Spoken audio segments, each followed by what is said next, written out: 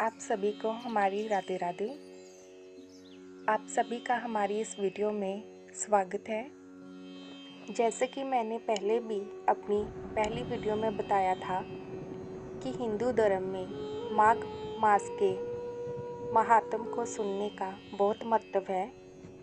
जो भी लोग माघ मास में व्रत पूजन और स्नान दान पुण्य आदि करते हैं, उन पर भगवान जी की बहुत कृपा होती है। इसी दौरान स्नान दान और उपवास का विशेष महत्व होता है। इस महीने भगवान विष्णु और माँ लक्ष्मी जी की पूजा अर्चना की जाती है। आज मैं आपको इस वीडियो में माघ महात्म्य की चौथे अध्याय की कथा सुनाऊंगी। सुनिए। चौथा अध्याय। वशिष्ठ जी बोले, हे राजन, जब भृगु जी अपनी तपस्या में लीन थे तो विद्याधरों का एक दंपति उनके पास पहुंचा। वे बहुत दुखी थे और भृगु जी को अपनी कथा सुनाने आए थे। उन्होंने मुनि को श्रद्धापूर्वक प्रणाम किया और कहा, हे मुनिदेव, इस दिव्य देह को पाकर भी हम दोनों बहुत दुखी हैं। मेरी भार्या परम सुंदरी और नृत्य एवं संगीत में प्रवीण है। ये वीणा बजाने में दक्ष है। इसके वीणा वादन की महर्षि नारद ने भी प्रशंसा की है। संगीत के ज्ञाता इंद्र भी इससे प्रभावित हैं। भगवान महादेव भी इसकी संगीत विद्या से प्रसन्न हैं। ऐसी परम सुंदरी और गुणवती भार्या को पाकर भी मैं सुखी नहीं हूँ। कहाँ ये रूपवती मेरी भार्या और कहाँ व्याघ्र के मुख वाला मैं इसी चिंता से परेशान एवं दुखी रहता हूँ। उस विद्याधर की बात को सुनकर त्रिकालज्ञ भृगु जी मुस्कुराकर बोले, हे विद्याधर, हर प्राणी को कर्मों के अनुसार फल प्राप्त होता है। जो ज्ञानी होते हैं वह मोह नहीं करते और जो अज्ञानी होते हैं वह मोह में फंसे रहते हैं। जिस तरह यक्षिका के पाम विषम है, उसी तरह अधूरा कर्म दुखी करता है। पिछले जन्म में तूने माघ मास की एकादशी का व्रत करके द्वादशी को तेल स्नान किया था। उसी के कारण तेरा मुख व्याघ्र का है। राजा पुरखा ने भी तेरी ही भांति भूल की थी। इसी कारण उसको कुरूप देह प्राप्त हुई थी। राजा अपनी क्रूरता पर बड़ा दुखी था। वह गिरिराज के समीप देव सरोवर पर गया। उसने स्नान किया और तपस्या हेतु कुशा के आसन पर बैठ गया। उसने शंख चक्र गदा पद्मधारी भगवान श्री हरि को हृदय में धारण कर 30 मास तक निराहार रहकर कठोर तप किया।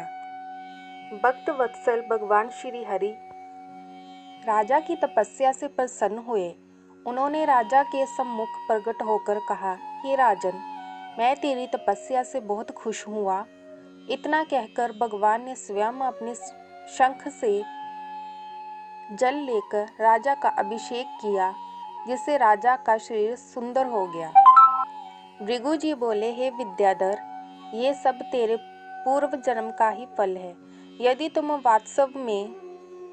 वास्तव में इस रूप को त्यागना चाहते हो तो माघ मास में मणिकूट नदी के जल में जाकर स्नान करो। तब तुम अपने पहले पाप से मुक्त हो सकते हो। इस नदी के तट पर देव मुनि सिद्ध निवास करते हैं। तेरे भाग्य से 5 दिन बाद ही माघ मास प्रारंभ होगा। तू स्नान की विधि ध्यान से श्रवण कर। पौष शुद्धि एकादशी से ही प्राणी को त्रिकाल स्नान निहार रहते हुए पृथ्वी पर शयन करना चाहिए। भोग विलास त्याग कर जितेंद्रिय हो माघ शुक्ल एकादशी तक तीनों समय भगवान विष्णु का पूजन करना चाहिए। तू भी ऐसा ही करे तो तेरा मनोरथ पूर्ण होगा। द्वादशी के दिन मैं स्वयं आकर तेरा अभिषेक करूंगा। निश्चय ही तू कामदेव के समान सुंदर हो जाएगा। इतना कह भृगु जी ने फिर कहा, हे विद्याधर, माघ स्नान प्राणी के समस्त पापों को नष्ट करने वाला है।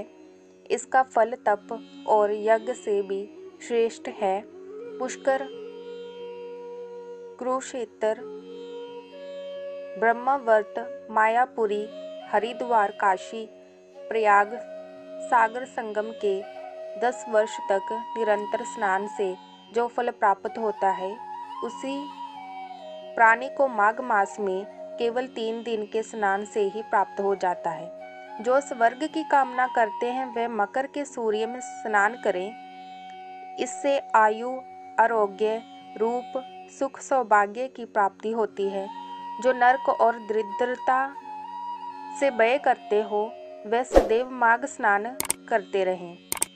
वशिष्ठ जी ने कहा, हे राजन, भगवान भृगु की इस परम पुनीत बातों को सुनकर तुम्हें माघ स्नान की महत्ता का ज्ञान हो गया होगा। ये स्नान अनेक फलों को देने वाला है। सकाम अथवा निष्काम भाव से प्राणी को चाहिए कि वह माघ मास में स्नान करे। उसे इस लोक में समस्त सुखों की प्राप्ति होगी और वह परलोक में भी समस्त सुख पाता है।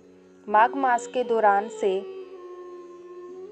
स्नान से पुण्यों की वृद्धि होती है और समस्त पापों का क्षय होता है।